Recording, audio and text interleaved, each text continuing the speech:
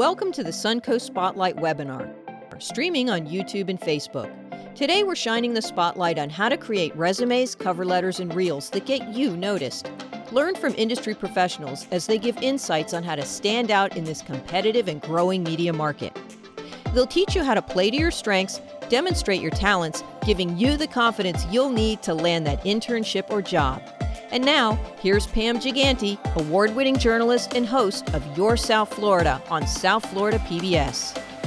Welcome to this incredible session that we have planned out for you today. It's going to be very, very informative and help you as you get ready to launch into the broadcast journalism industry. It's so important to know that you're doing a good job with your resumes, your cover letters, and reels. We know that you all have a lot of questions, so we're going to hopefully get to all of them today. And you know what, guys, bottom line, and we know that there can be a lot of anxiety as you head into this industry. Many of you might be seniors and you're working really hard on trying to put that reel together and you just don't know what direction to go in.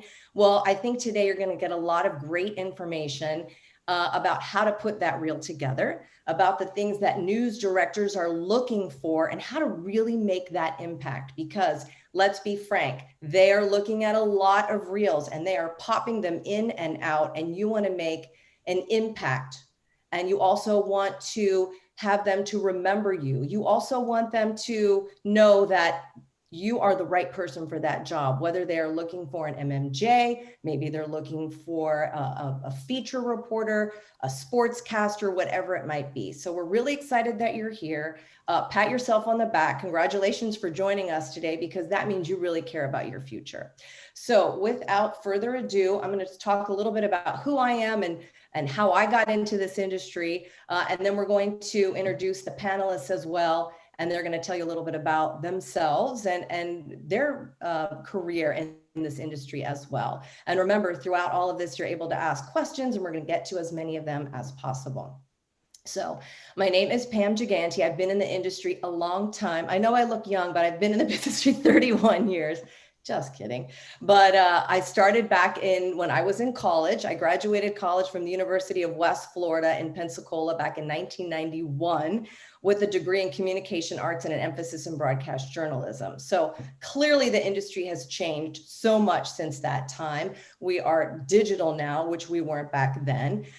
So it has continued to evolve and will continue to evolve. You've probably seen so many changes just the few short years that you've been studying in college, because things change so rapidly. So one of the things that was really pivotal for me as a student is I actually worked at a local radio station. So I got a job behind the scenes actually answering telephones for a radio show. That led to me actually getting an on-air position. That's when cell phones were first coming out. There were these huge bricks. They actually had a strap. You would almost carry the phone like a purse. And my program director figured out how to take the handset off and put a microphone on. And he literally sent me out to start covering events that were happening in the community, like a walk or a telethon or some special event. And that's how I got my start. I was 21 years old and I had this radio show called Out and About with Pam Giganti. And that really helped launch me.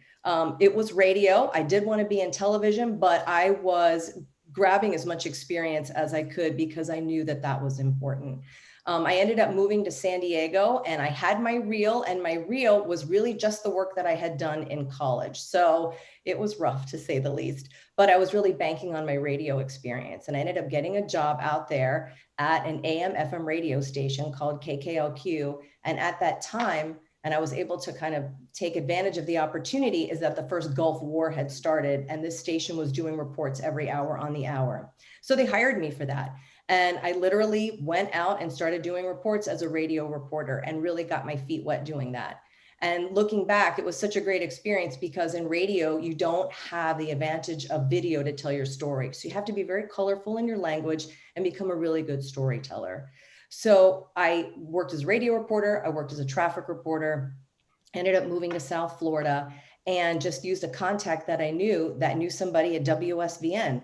And I said, can you help make an introduction for me? And I did that. And it was from that opportunity that I was able to work at WSVN. And then I was able to move on and work at WTVJ. And I was there for 15 years as their morning anchor. So there's definitely more to the story, but a lot of it was just taking advantage of the opportunities that presented themselves to me. And I think that's what's most important, is taking advantage of those opportunities. Don't saying no to something. I was actually a weather reporter for a while. I never thought in my life I would be a weather reporter, but the opportunity arose and I said, okay, I'm going to give it a try. And that allowed me to get in front of my news director and show her what I got. So there are stories like that. Nobody's journey is the same, but I think the most important thing to walk away with, and I used to tell this to my students, was attitude plus opportunity equals success. Attitude plus opportunity equals success. You have to have a good attitude as well and say, yeah, I'm willing to try that. I'll give it a go. If I had never said I'll do the weather, I never would have become the anchor that I became. So it's just taking advantage of those opportunities. All right. I want to turn things over now to somebody else who is one of our panelists today, who is also starting off in the business and has a lot of great information for you, particularly about your reel. And that's Victor Georges. He's a multimedia journalist from KATC TV. Hey, Victor. Hey, everyone. Good morning. Thank you, Pam. Very, very useful information. And basically, I don't want to repeat everything she said, but that's really the reality of it. It's a tough, I don't even know, because I start on Monday, my first day as a journalist, and it's really a dream come true. But what got me here is exactly what we're going to talk about today, which is your reel, your cover letter, and your resume. And it's kind of like that first handshake. It's so important. Obviously, right now we're not doing handshakes because of COVID, but it's so important that, the grammar, everything. If you want the colors to match, they need to match perfectly. Your reel, everything is so important, and it's so much attention to detail. Everybody will tell you the same thing. News directors are sitting here just like they already know what they want, and you're just hoping that you're that thing that they're looking for. So you have to make sure that everything is perfect so that nothing kind of takes you out of that list of things that they might be looking for. A little bit about myself. I'm Venezuelan. I moved here in 2007, and I started producing content pretty early in high school. And I used to compete a lot. I used to run a lot of the shows at my school. And essentially, all of that stopped mattering the second you entered college. But maybe like the awards and stuff didn't matter anymore. But all the experience and all the knowledge I had from those competitions and from those moments of producing content, those skills were still obviously within me. So from there, I started producing a documentary. It's a 36-minute documentary about a fashion designer. And that took me kind of, not all over the world, I wish, but I went to some countries in South America. I went to Bolivia. I went to New York Fashion Week, which was really, really cool. I went to Dominican Republic. And I kept doing that because, as many of you may know, if you're in college, you don't start producing content until later on in your college career. So for those first 2 years, while I was essentially doing my AA, on the side, I was doing this documentary. And again, just always producing content. Then you enter those like journalism related classes. I went to FIU, I forgot to say, but I went to Florida International University, majored in broadcast journalism. And then, so you get into those classes of just kind of producing content for a grade, which is never really fun, but you have to do it. So then I started working for the student paper, which is one of the coolest things I got to do. I entered at Discovery Channel Latin America. And then I worked at WSVN as a news writer in the graveyard shift, which was tough, but it worked. And I learned a lot. And then during this whole time, I was working on my reel, my resume, my cover letter, which is what we're actually here to talk about. And then I landed this job. I know it sounds like, he went from job to job to job to job to job. But that's what you see, but that's not what really happened. I applied to over 60 jobs to get this dream job of a multimedia journalist at KATC. And here we are. I started Monday, and towards the end of the panel, you guys can take my email down, my number, my social media, and I'll be happy to share anything that I do that with you guys.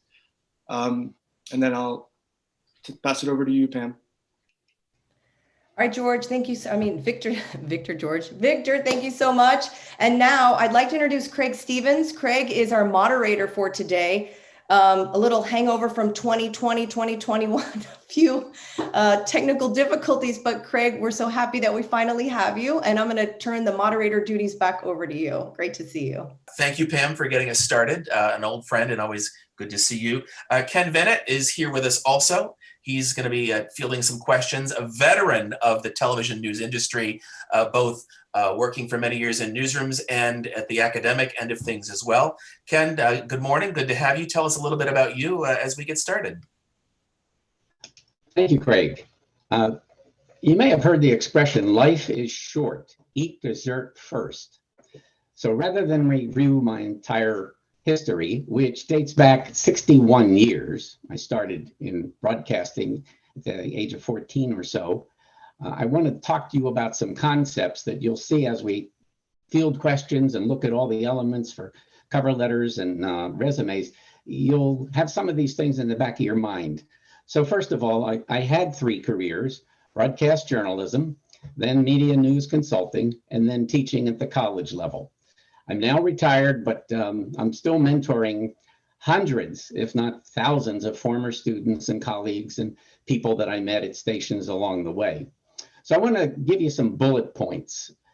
First of all, know that versatility is a competitive edge. Consider offering, assuming that it's possible and you've got the training for it, offering yourself as a one-person newsroom. You can do everything. All the platforms, every duty, in front of a camera, behind the camera, not even with a camera. Offer an open mind, a strong work ethic, and affirm that your word is your bond. That's integrity. These things are very important. Writing skills, they're important, but the kind of personal assets that you bring to the table are also very important, and they're differentiating. Not everybody's even going to talk about them. See if you're biased. What? Yeah, see if you're biased. This is a technique that I used in the classroom and in the newsroom. Ask someone to tell us why they're in favor of something, a very controversial topic. So then tell them, write a 1-minute essay or a commentary or whatever, telling us why I should do this or should do that. And then they do that. And I listen and I get that. Now I want you to write the opposite viewpoint. And I'm going to grade both. And I needed them to come out equal or close to it. So there are things that you as a reporter may not believe in, may not like, may not want, may be sickened by. But that doesn't mean that that's part of your journalism. That may be part of a Q&A. So consider, are you biased? And once upon a time, we used to say, we're striving for objectivity. And that later said, you know what, objectivity is a myth. Well, it may be, but I still see it as an ideal and a gift. Think early and seriously about your personal finances. Save for retirement. Really? In my first job? Yeah. Make sure that you keep a good credit rating, pay off your loans, especially the student ones. People may check your financial background when they're looking to hire you, and they want to make sure that you might not be fully mindful. You might not be able to give 100% because you're already overloaded. You don't want to be showing them they might take any shortcuts. You might. Stay fit mentally and physically. Sometimes your job is a marathon. You go for days. You may go for continuous 48 hours, 72 hours. You just have to be able to have the stamina. I have a friend at the Weather Channel, Mike Seidel. He's in his 60s. He goes all over the country covering bad weather. And I don't know how he does it. He stays very fit. So that's an example of you just can't let yourself go physically and mentally. Scrub your social media. It's one of the first things that a potential employer may do. They may be impressed by your resume, but they're going to check you out quickly because they've got so many, they want to reject as many people as possible. And that's one way to do it. And one bad picture, one bad comment. So see your marketing tool, whatever your social media, see it as a marketing tool and eliminate anything that you're not going to have an opportunity to explain. And always remember that the difference between social media and news media is the fact that in social media, we don't see people vetting their stories. But in journalism, you vet, you verify, you go through the editorial process. And you need to understand that that's a difference between what you may be doing now casually. So that's the dessert. I'll be back for more of the main course.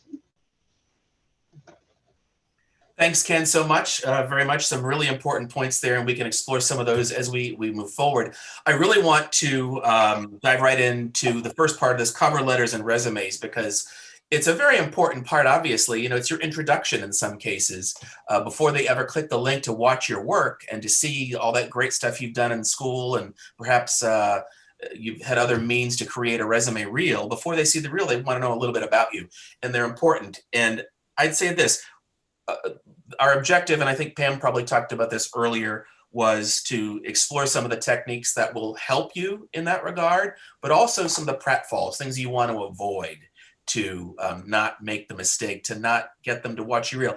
I'm reminded of the first boss I ever had, and it was in a market much like where Victor is now. It was a smaller market. My first opportunity to work on television, I was an MMJ, and it was a coveted position. It's very competitive. She would post an opening for a reporter, an MMJ, and she'd get up to 150, if not more, resumes. So she was always looking for a reason not to watch a reel. And one of her first reasons, if in the cover letter you misspelled her name was Sherry. We all know as Sherry, Sherry, maybe an I. She was Chere. And if you spelled her name incorrectly, she would toss the work aside. If I can't trust them to get my name spelled right, how can I trust them to cover the mayor or cover what happened at the sheriff's office or whatever? If you got her title wrong. So right off the bat. Secondly, if it felt like a boilerplate letter, I know it's kind of hard to crank out letter after letter, but as best you can, customize them. If you're writing to Pocatello versus if you're writing to Panama City, different areas, different stories. Act like you're actually vaguely familiar with the region and the job for which you're applying. The internet makes that easier. So having said that, Victor, and again, we're starting to get some questions in, so fantastic. We'll get to the questions about the reels when we get to the reels in a few minutes. But first, I really want to focus on cover letters and the resume itself. Victor, what did you find when you put together, well, first of all, tell us how many jobs you may, if you got into this before I was able to get on, I apologize. How many jobs had you applied for? And that might surprise a lot of folks. And what did you do to try to make your cover letter stand out? All right, so I applied for around 60 jobs. And I mean, I would say that took over like 6 months. I started a little bit before graduation, and then I graduated, and then I kept applying. Because even though I loved it at Channel 7 as a writer, that it wasn't my dream. I wanted to, be on camera, tell stories. So I just kept applying. And then in terms of cover letter and resume, for the cover letter, always make sure that you're sending it to the right station, because that's another thing. Because you have to put, depending on what format you're using, on top you're putting like where you're from, like where you are, and then where it's going. So where it's going, make sure that you put the right station, that there's no mistakes in the address, like Craig was saying about the name. That's huge. Like these people are about to trust you about local government people, like stories. You want to make sure that you're not making those mistakes and like presenting yourself, So that's huge. And then in the way I did my cover letter, I kind of essentially rewrote my resume, but adding more details and maybe emphasizing combining. I had 2 cover letters. The first one was about the documentary that I spoke about. The second one is about, because if you're applying to be a multimedia journalist, you have to be able to do everything.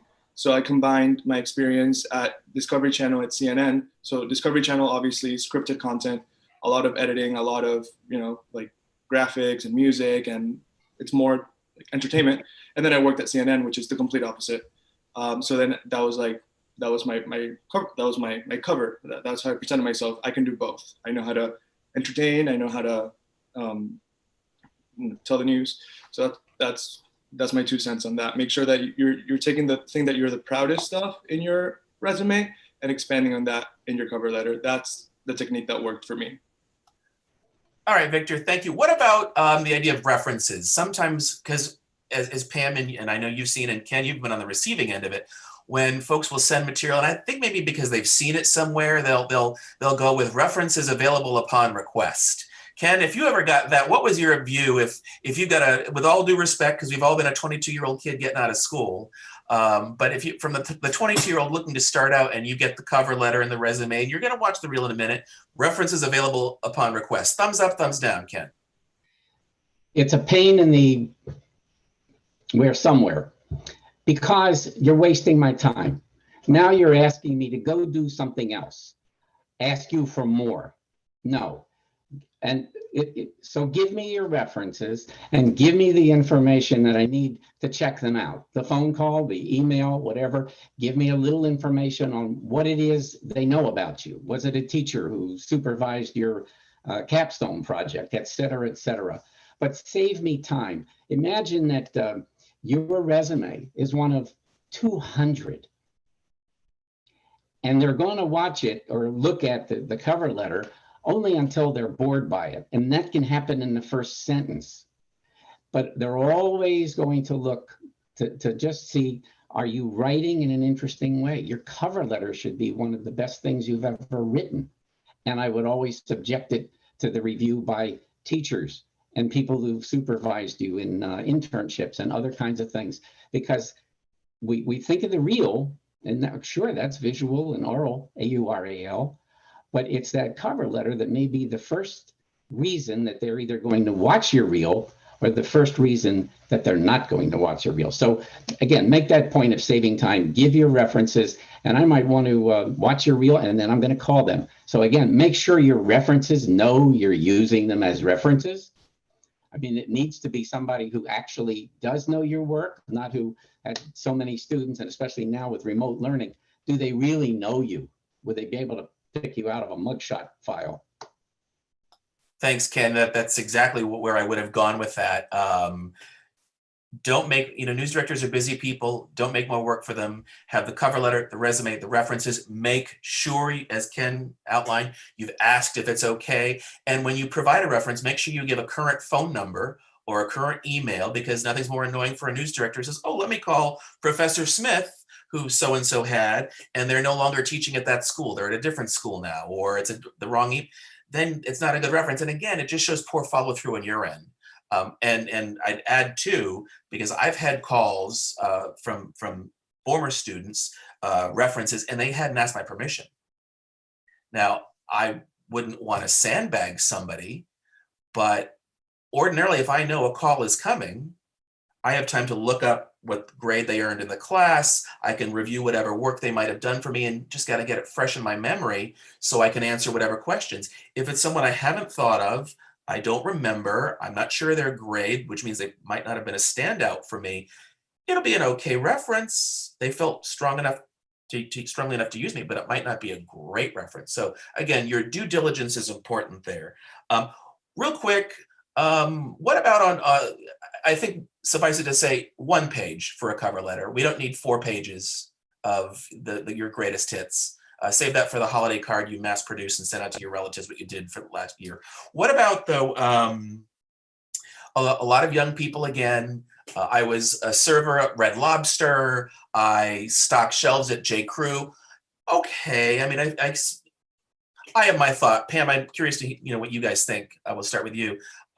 To me, my resume, when I was starting out, I really tried to focus on, even if they weren't paid jobs, but for 3 semesters, I worked at campus television. I wrote, I edited. It was practical experience. I might not have been paid, but I thought that might have been more compelling than the fact that when I was a freshman in high school, I worked at Red Lobster. Pam, what are your thoughts on that? No, I agree with you 100%. I mean, obviously that you worked at Red Lobster and maybe you were a really good employee says a lot about who you are and your character. Perhaps maybe you use that manager you had, if you want, as a reference letter as to your great character. You always showed up on time. You were a good employee. But you need to get to the nuts and bolts of the job that you are seeking. Like you were saying, I want to see more, if I'm a news director, about the work that you are producing. And if that's all just from campus TV, then that's what I need to see. And I think if you're a student listening to this and your opportunity right now is just with your campus television or radio station, use that to your advantage. See if you can do more than what you're assigned to do. Get with a buddy or a partner, somebody, you know, a fellow student, and say, hey, let's check out some equipment from the equipment room and let's go and do some extra stories, extra stand-ups. Let's enterprise something. That's going to mean more to me as a news director than you listing all of those extracurricular jobs that you had. Again, if you were a really great and outstanding employee and that says a lot about your character, I think I'd love to see that as a reference letter and as a character witness about who you are, because that's going to speak volumes about who you're going to be as an employee. You're going to show up on time. You may get to work early. You're going to be a hard worker, and that's important. But everything you said, Craig, absolutely. And I think what we have to remember too is everybody's so pressed for time. I mean, news directors, and correct me if I'm wrong, and Ken, maybe you can jump in on this. When they're looking to hire somebody, an MMJ, or maybe it's a sportscaster, they kind of have in their mind what they're looking for. And they're kind of honing in on that, correct? Yes, I think it's important to first of all, you have to be honest. Don't oversell. But in a lot of the things that are in your resume, point out what was the person-to-person part of the job. In a sense, what was our customer service? An assignment editor has got to have those kinds of skills. I once took a call. It was forwarded to me in the newsroom because somebody wanted to talk to me. And it turns out he was holding hostages at a mental institution. And I'm glad that somebody forwarded the calls. You try to indicate that there's no job too small, no job too big, that you're conscientious, and that every viewer is a customer. And you look at the jobs you've held and perhaps give some point where you empowered. Did you create the empowerment to solve a problem within wherever you were working? So if you're going to have a listing, have a purpose for having that listing. Let it show something about you. And I think it's co-curricular activities, extracurricular, community kinds of things, the volunteer work. I looked for volunteer work. I wanted somebody who was well-rounded. And these days, with what's going on in our world, you must have interests beyond your occupation. You need to have a selfless attitude as opposed to a selfish one. Thanks, guys, very much. Oh, Pam, I'm sorry. Yeah, no, quickly, I wanted to say something about the references. And I taught as an adjunct as well at the University of Miami for a few semesters in television performance. And I had some students several students who would want letters of recommendation. And clearly there were students who I had a great rapport with, who were very hard workers, really wanted, to get those first jobs. And I was more than happy to write them a letter of recommendation. And then there are students who really didn't put in the effort and asked me, and that's tough as a professor. So I think if you're watching this and you're thinking, who am I going to ask to write me a letter of recommendation? Establish a good rapport with that professor so that they are more than excited to write you a letter of recommendation. Often you're very fair point. Very fair point, Ken. I'm just going to jump in here real quick. Folks, thanks for tuning in. If you are not able to see the chat window, just refresh the YouTube page and that should fix it for you. So if you're having that issue, just refresh YouTube and you should be okay. I want to move into demo reels because obviously that's always the big thing. But I would leave this section with just this, and to amplify what Ken and Pam and Victor have said. The cover letter and the resume should not be considered an afterthought. They should be given a good deal of thought for the reasons that we've outlined here. Obviously, they should be, in my view, customized. If you're writing to WMBB in Panama City versus WGGB in Springfield, Massachusetts, different regions, different sensibilities, different news philosophies. And if you can pick up on that in your cover letter, I think that will help set you apart from somebody else. The internet makes that easy. So again, shouldn't be an afterthought. Pay careful attention to your writing, the grammar, the customization. And I think that will give you a leg up, mainly because a lot of people don't do those things. Okay, the resume reels, how long should they be, and so on. We're going to talk about all that stuff. But first, we're going to show you a little bit of one that helped land somebody a job. So if we can, let's look a little bit at a successful reel that scored somebody a job.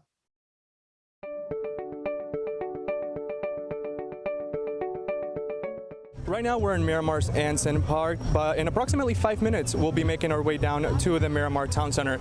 Keep in mind that this is where the city's police department is headquartered. People here are protesting against police brutality, and that's exactly why some of the event's organizers wanted to hold part of the protest down at the town center. Now, if you can see right behind me, you can see hundreds of people have gathered here with signs, and they're all wearing masks, which is exactly what the organizers wanted. The city of Miami and South Florida in general has seen 16 consecutive days of protests against police brutality following the death of George Floyd. Film sets in Miami-Dade are required to follow county guidelines like social distancing, wearing a face mask, and limiting capacity to 50%. A Miami-based rescue task force deployed to Puerto Rico last month to help in the aftermath of the devastating 6.4 magnitude earthquake that struck the south of the island. Andrea Gonzalez tells us what they encountered in Puerto Rico. Hurricane Dorian is causing winds of up to 185 miles per hour, and it's moving west towards the Florida Peninsula at 7 miles per hour. All right, South Florida, as you're getting ready to go back to the beach, here's what you need to know. The new normal beach rules include no groups of more than 10, and you must always have a mask ready in case authorities ask you for one. Authorities are saying that a wet mask is not effective. Okay, we wanted to give you a flavor of what it is. I'm sure Victor will share it with you if any of you want to see it in its entirety. Couple of questions, or first of all, a statement right off the bat. There's no right or wrong way to make a reel. Let's start that. It's highly subjective depending on who's watching the reel. I've been in situations where I had a boss look at a reel and think, yuck, only to see the person get hired at a crosstown television station. So it's really up to the taste of the person who's watching it. That said, however, there are some general themes that you tend to see in reels. As you saw with Victor, he began with a little bit of a montage. They want to see you. Who are you all about? How do you comport yourself on camera? Then the packages, they want to see how you organize your story. Do you write to your video? How do you use sound? And then perhaps at the end, maybe some studio work, anchoring or whatnot. That's a general way of approaching. But Victor, tell us, first of all, how long was your reel and how did you approach it when you created what you did? Okay, so in total, my reel was 11 minutes, which is considered long, and I heard that from a couple of recruiters. But they always kind of ended the email saying like, it's long, but it's good. So that worked for me. I also had the way I approached it, like what you're looking at now is not the same. I have like 8 versions of my reels just because every time I show it to someone and they tell me feedback, I'm like, all right, let me tweak that, let me tweak this. And then but you also have to be careful that you're not working in circles. And you also have to tell yourself, okay, I'm gonna stop asking people and just start sending it. Because at the end of the day, you don't wanna be working on your reel and changing things how they were 18 months ago when you asked someone else. So you have to be super careful to not overdo it. So I shared my reel, and a recruiter for Scripps who hired me said to put the order, that he basically said that everybody like had a Black Lives Matter story in the reels, just because that's what was happening when we were applying. Everybody was talking about COVID when we were applying. So that's why he said to lead with the movies package, like about the Miami film industry, because that's something that he had never seen. And if you're branding yourself as a South Florida based reporter, then you want to obviously share a local story. Like if I had started my reel with a package about the fashion designer when we were in Bolivia, well, then do I even know my own city? And that was a big thing that they mentioned for me. Obviously, there's no right or wrong way to do a reel, but you obviously want to start with your best work. And although that stand-up in the protest was not my best work because I stuttered a little bit because I was very, very nervous, you're a human being, you know, like you're not a computer. So that's why I decided to keep it in the reel. And it's like one of the first things that you see. Yeah, it's a little bit of a mistake, but at the end of the day, you know, it's a tense situation. You show that you're human. And I mean, it worked for me.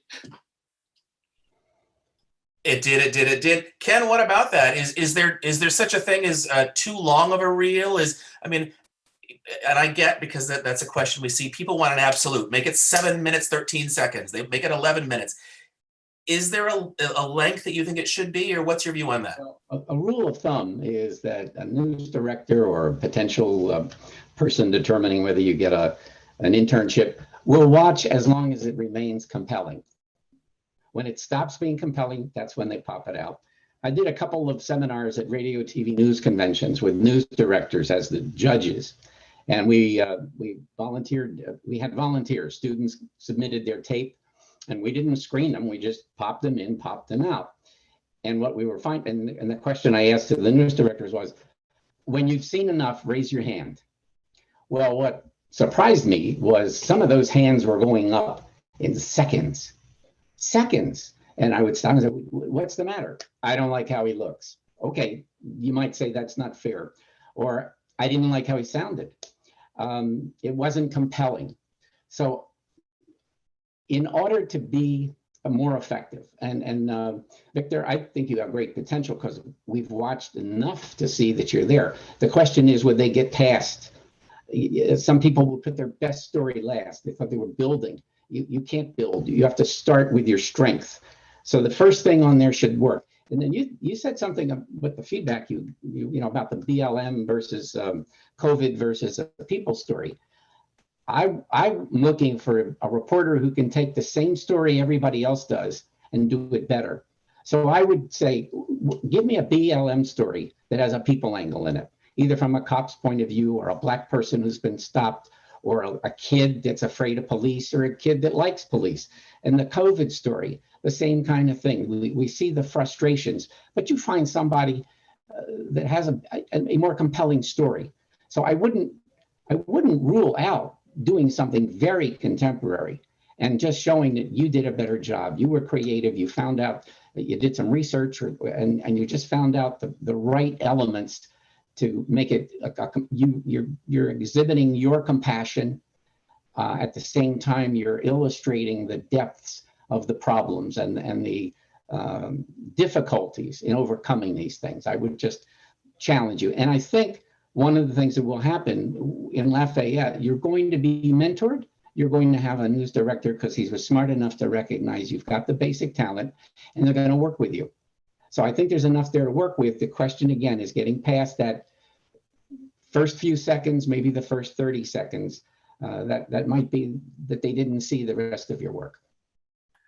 And thank you, Ken, and thank you to Manuel Frega from Christopher Columbus for your question. Hope that kind of gives you a sense. Make it as long as you want, but make it as compelling and as you can in the process of doing that. Leon Garcia, and maybe Pam, you can take this from Columbus, wants to know what you can do to make sure there are no mistakes on your demo reel. I've seen it with people when they create a reel and they're taking work and creating a story, but they might have an error in there, a factual error or a grammatical error or something. What can you do to troubleshoot to make sure that doesn't happen? Well, I think right off the bat, you need an editor. You need a second set of eyes to look at your reel because you get so invested in your work that you don't see the mistakes. Or maybe you need to make your package sharper or shorter. I was on a webinar with the great Steve Hartman who talked about killing the puppies. He said you need to go through your story and there might be some element in there that you just love and it's the puppy to you, but somebody else says, you know what? You can take that out and the package is still strong, if not stronger. So I think you need a second set of eyes from a trusted person, trusted advisor to look at it and help you craft the best reel possible because you're just so invested in your own work. You might really, really like a shot or a soundbite from somebody that you could do without or isn't strong. And my God, if there's a mistake in there, you need to take it out. You can't leave the mistake. If you recognize that mistake, take it out. If you have the chance to redo something and make it better, do it. I mean, you want to put your best foot forward. I mean, that's what I would say. And at CCNN, my goodness, they have Omar Delgado, who's extraordinary. I mean, I would put everything in front of Omar and say, what do you think? And start and go from there. Times 100, what Pam said. The work that comes out of there is so extraordinary. And she's right, second set of eyes. I'll take this next question. We're going to try to really rapid fire these because I'm mindful of our time and your time at home. And we want to get to as many of these as we can. This question, great one from, let me get my place back here. Where'd I go? Lucas Figueroa and the demo reel for a competition versus demo reel for a job. I can do that succinctly, I think. I'm not a big fan of a blanket reel. It's, especially nowadays, it's easier to edit, but if you're submitting a competition, say for long form, or maybe you've done an investigation at school or something like that, and then you're applying for a job that is a morning reporter, live shots, feature stories, fun, energy.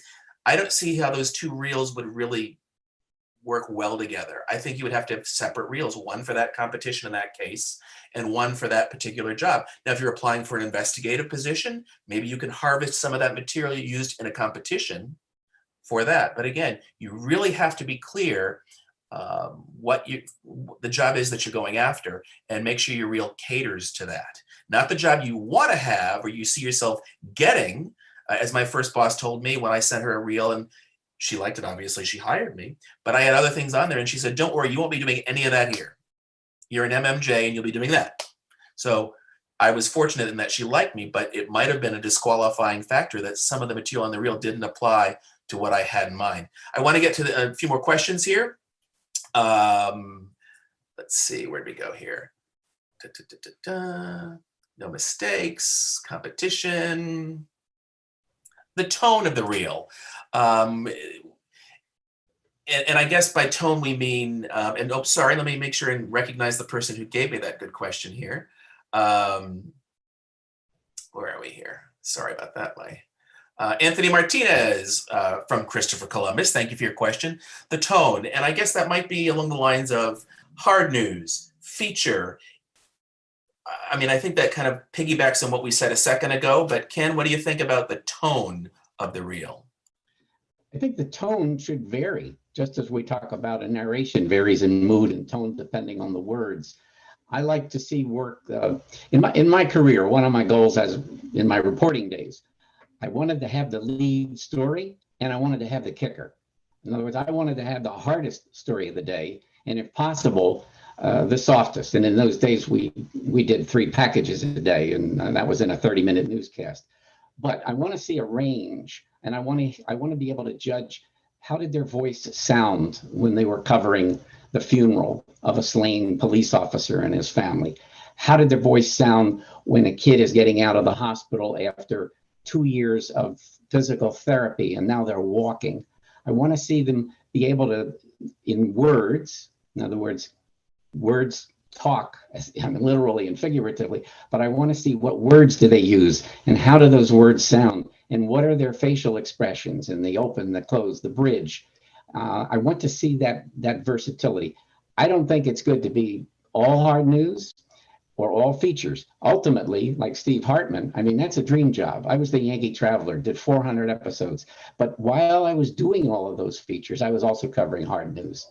So I want to see on one reel different, you're calling it tone, and yes, I want to see different and hear different tones.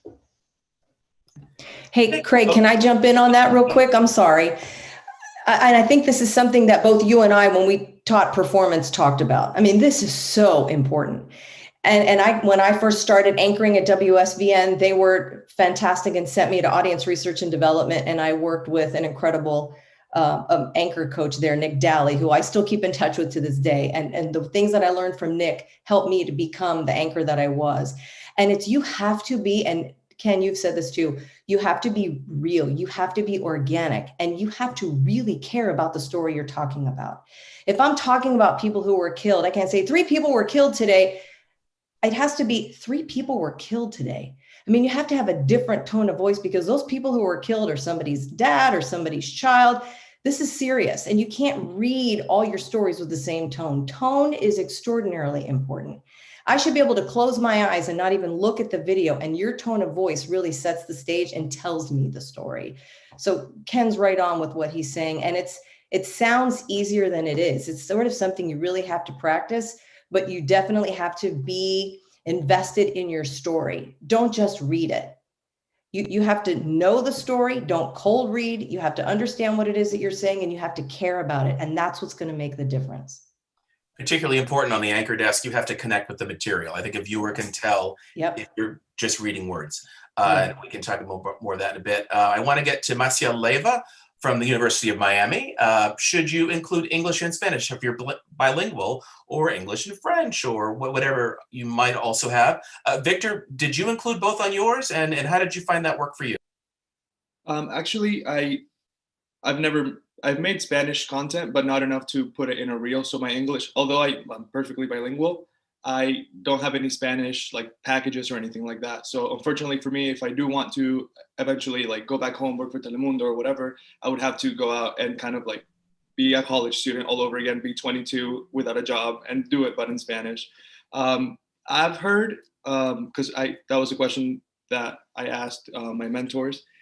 They told me to keep it separate, but because more than likely the news director will only be the news director for either the English channel or the Spanish channel. So if it confuses them, then it kind of like turns them off. Then I would keep it away from it. But that was what I was told. I don't know if anybody has a different. I'd like to interject here. First of all, here in Connecticut, we have stations that operate in English, and they also have Spanish language programming. They're affiliated with one of the Spanish networks, but they run the local news there. So it can be something to have included or to have it separately. But I also want to make a point, and several of you know Belkis Nere. I'm going to share a story. When she came to New Haven, she was up here for 2 years. At the start of her tenure here, she was the only reporter in Connecticut television who could speak Spanish. What was important was we had stories in the Spanish community that reporters who couldn't speak Spanish couldn't cover the stories because they couldn't translate what the people were telling them. And in 1969, I was covering a civil disorder. That's what it was called, even though today we'd call it a riot. And there were people speaking Spanish yelling out of tenement windows. And I didn't know what they were saying. The firemen didn't know what they were saying. Finally, somebody said, "There's a baby up there that needs to go to the hospital." So I think showing that you can at least speak the language doesn't necessarily mean you're going to get the job. But today it's a competitive edge. And I am amazed at how many people in this market, which is now the 30th, it used to be the 21st, but how many people here are not bilingual in the sense that they could translate if they were speaking to someone who only spoke Spanish? So to go back to Ms. Leva's question, I think certainly on a resume, that would be something you'd want to include, that you were bilingual or multilingual. If you're applying for a job at an English language station, you'll speak English. But to Ken's point, if you're covering a story in different communities where it would be an asset, then you want to make sure you mention that. In fact, very often job postings will ask, or sometimes they'll say they require, which they may or may not, but they say that you're bilingual. So absolutely include that. If you have a story where, to Ken's point, you're in English, but you're using your Spanish to translate an interview, you can include that to show them how well you do that. I think it's nothing but an asset, but if you're applying for a job at the Telemundo station, I don't know that you need to include English language stories as much as you need to include Spanish speaking ones, because you'll be using Spanish on the air there.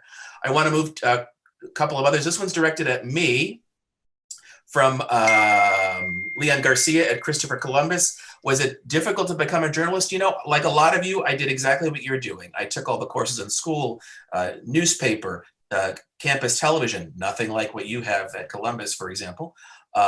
In college, I had an internship. I worked in the mailroom at a television station. I worked in the newsroom as an assistant, and watched and learned and absorbed, and watched and learned and absorbed, and worked holidays and weekends and missed weddings and funerals because I always wanted to be the guy who was there. And in the end, it worked out. So I can answer more of that later. I want to get to Maria Molina from American Heritage. Interesting question. Should you include work that shows your growth, your progression? I guess that to mean work that you might have produced when you were first starting out in school versus when you're graduating. I have an opinion, but I'll keep it to myself for a second. Ken, what do you think? Should you, in other words, to show how you've improved, should you show that first package or two you did and then look at how good you are by the end? They may not get past it. I think it's important to show who you are, not who you were, because they can look and say, if this is your best work today, we can grow it. You know, if it's your best work and they don't think you're going to get any better, I don't think they would want somebody that was that close-minded. But again, it's a time factor. How much time? Now, an agent may be interested in taking a look at that progression, but it speaks to the point of when you are putting a resume reel together, you need to be able to do what we see you doing in that story. Did you have someone who helped you rewrite it? Or were you working with somebody who said, take this out, put this in? Did you edit it yourself, or was it fed back and somebody else actually did the editing? Did you shoot the story? Was it your idea for the story? I want to know what it is you bring to the operation, but you must be able to deliver it. And sometimes people do a great piece, and then they get sometimes a 1 or 2 day sort of an audition. You come on in and work for us for a day or so, and they can't meet the pressures of the deadline, or they can't deliver the quality when they had so much time to fine tune that package. So I'm looking for reality. I want to see where you are, not where you were. Victor, do you have some thoughts about that, since you most recently put together a reel? Yeah, I mean, there are stories that kind of eventually just leave your reel because you made something better and you made the most recent. And for example, to my whole point of always making content, if I didn't include a COVID story or a BLM story in my reel, then I'd be outdated. So you have to put the best and the most recent. That's how I would approach it. Great, and thank you for the brevity. I'm trying to get a lot more in here with our waning few minutes. Cam Dobbs from the University of Miami, great question.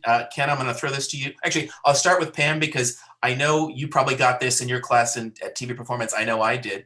Cam asks, when interning, should I only look for specific roles or be open for news as well, even though my goals are sports? So he prefers sports. Should he take a news internship? Yeah. And by extension, because the question we would usually get is, I want to be a sports reporter, but there are fewer of those opportunities. Should I take the news reporter job and then hope later to go into sports? Pam, what do you think about that? Wow, great question. And I know Cam. Cam's amazing. She's a volleyball player, a grad student at the University of Miami. We've taken classes together. She's an extraordinary young woman. So nice to chat with you, Cam. You know what? And Ken may want to bounce in on this as well. I think that you definitely need to show your diversity. I mean, we all know that there's sports reporting, and then there is reporting that the profile piece or the story really is sort of a feature piece, even though it's on a sports personality or something of that nature. So maybe you have two reels, and Ken, maybe you can jump in. If you know that you're applying for a sports reporter position or a sports caster, maybe your reel is just all sports. Or if you want to get your foot in the door, you show your diversity and you have both sports and you also have maybe some feature reporting on there as well. I mean, that's extra work on the student's part to make these two reels, but maybe you just kind of hone right in and go in for what that news station or news director is looking for. I don't know, Ken, what do you think? I think you're right on the mark. And I'll give you some illustrations. Right now here in Connecticut, we have several news anchors who were longtime sports anchors. And when you meet them, and I know them all, they all say, you know, it's all news. The topic may be sports, but the techniques and the emotion that you're trying to get. I mean, if I'm a news reporter, and I was so many times assigned to a sports situation, I wanted to get the same kind of a people angle, the same kind of emotion. But a lot of sports today is business news. It's also involved heavily in diversity and protest. So the blend, I don't see a separation. Your expertise may be in a specific sport or two. Rarely does somebody know all sports. But the idea is, can I cover it? Can I make it interesting? Can I make a sports fan appreciate it? I'm also seeing that in newspaper writing, print writing. They're writing stories that non-sports fans are reading. And I also say when I did a sports story, yes, it's a feature in some sense, but often it's hard news, it's economic impact. But I also, again, I look at it today through the lens of civil rights and how much the athletic world, the athletes are leading that. So many sportscasts these days turn out to be, in effect, news. Agreed with what everyone there had to say. And I would just go on to say, whether it's the internship or the opportunity to be in an environment, because in a lot of environments, they're doing away with local sports. Even in environments in smaller markets where they have a sports staff, it might be 2 people, whereas you might have 8 or 9 people on the news staff. So you have more of a likelihood to get hired if you are able to do both. And my experience with people I've worked with or students or whatnot, some have gone in on the news route but wound up in sports. Some went into news and actually liked it and they're sticking with it. And to Ken's point, some did sports for many years and then found better opportunity doing news. So it's the ability, and I think Ken went the point early on, the more you can do, the more versatile you can be, the more likely you can have a longer, more robust career in the business. Craig, one other aspect is often Real quick. station on Friday night, they cover all the football games. Well, a lot of those photographers are news photographers. So your ability to cover sports just with the camera is very, very important. You got to know enough about the game to figure out where the ball's going. But in any event, sports photography is a competitive edge. Very true, very true. I think as an MMG, I might have shot some high school sports at one point. Scary thought there. Maria Molina had asked a two-part question, so I want to go back to her second part, which was, what should freshmen do when they dive into anything you're able? I mean, obviously your academics are most important, but if yearbook, if there's campus television, newspaper, anything you can do to build on your experience and build on your reel potentially. And I think it's important, especially because let's say you're at a place like UM where there is a UM TV and you can be a part of that. And I know you have it at other institutions too.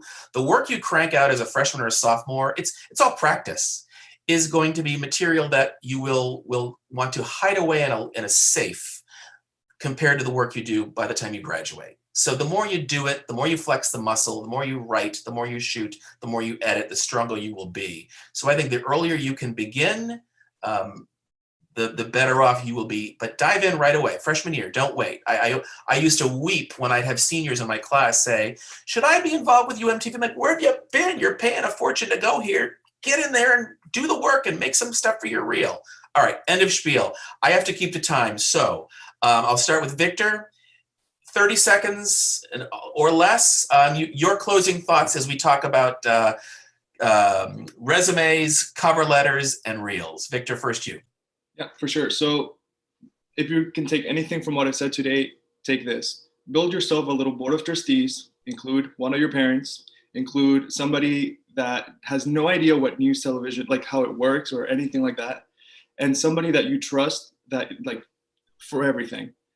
And then have them watch every single thing that you do. Have them read every single thing that you do. And in that sense, then you'll always be getting better. Start early. If you don't have to wait to be a senior to, like Craig was saying, I joined Panther now at FIU, and it's one of the coolest things. It's something that really, really helped my skills.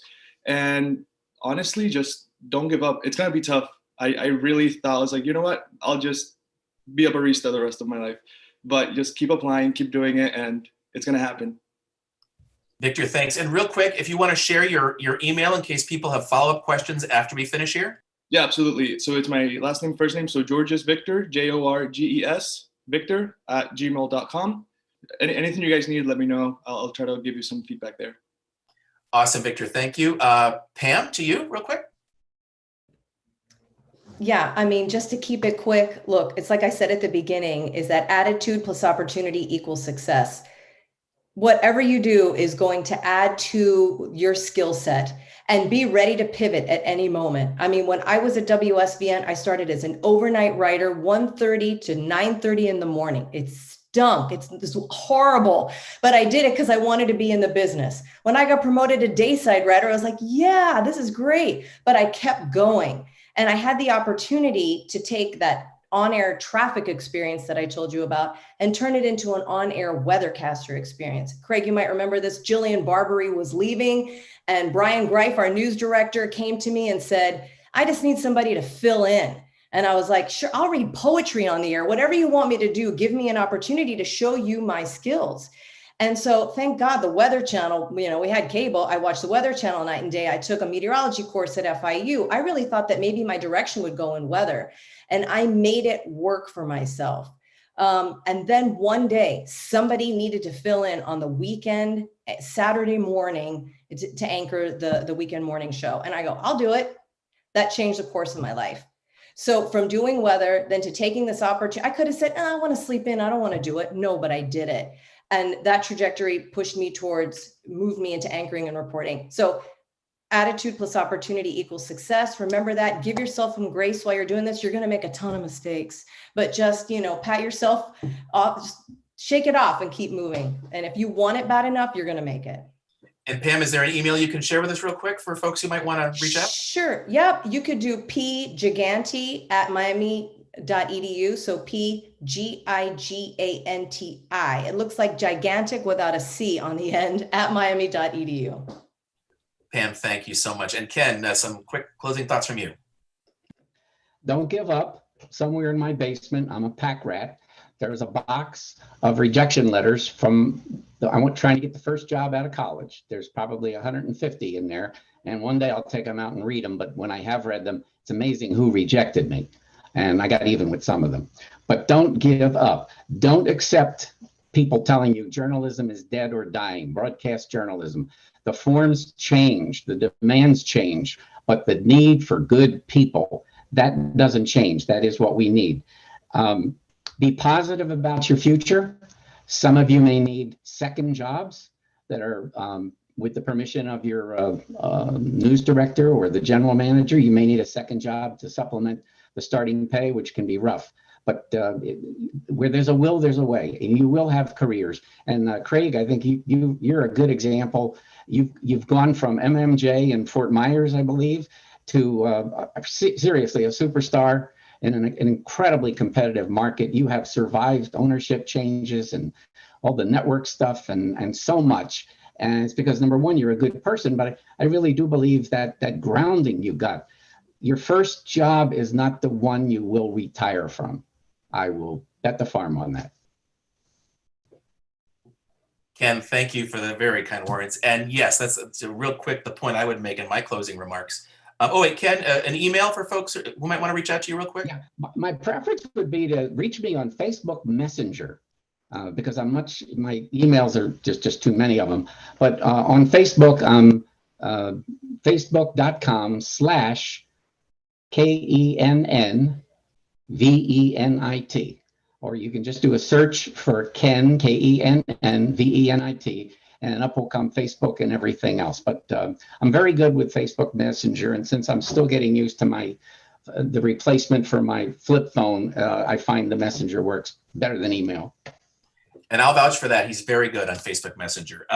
Thank you, Ken, and thank you all for offering your time on a Saturday and your insight. My email is cstevens@wsvn.com, just first initial, last name at wsvn.com. My final thoughts, I'll just summarize what I was hoping you would get from this. As far as your resume reel, your best stuff first. Make it as long as you want, because if they like it, they're going to watch it. And if they don't, well, they're going to go on to the next one. The letter, try to customize it for each job. Get the boss's name spelled right. Get the title spelled right. Try to indicate you have a passing familiarity with their television station and the community they serve. You can do that with the internet now. That's easy. The resume, short, sweet, relevant. Include your references and make sure you've asked ahead of time that they can be included, and make sure when you include those names, their title, their phone number, their contact information is correct. One thing we didn't get to, but I want to get to, is the thank you note. A lot of television is about relationships and building relationships that span, as anybody here will tell you, the length of your career. And there's nothing wrong with, even if you don't get the job, but if they took time to look at your work and acknowledge it, thank you for considering me. I hope I'm a better fit in the future. Thank you for your tips and your feedback, whatever. Personally, I like the handwritten thank you note because no one does them anymore, but I think it stands out. But if you don't have time or whatever, email, I guess, is okay, but send the thank you note. It'll stick out because not a lot of people do that, unfortunately. So with that, good luck. You now, in your network of people, all of you at home, you have the four of us as contacts as you build your careers. So stay in touch, and best wishes for great success. On behalf of the Suncoast Student Production Awards Committee, thank you for joining us. For more information about our awards, scholarships, or future webinars, go to suncoastchapter.org.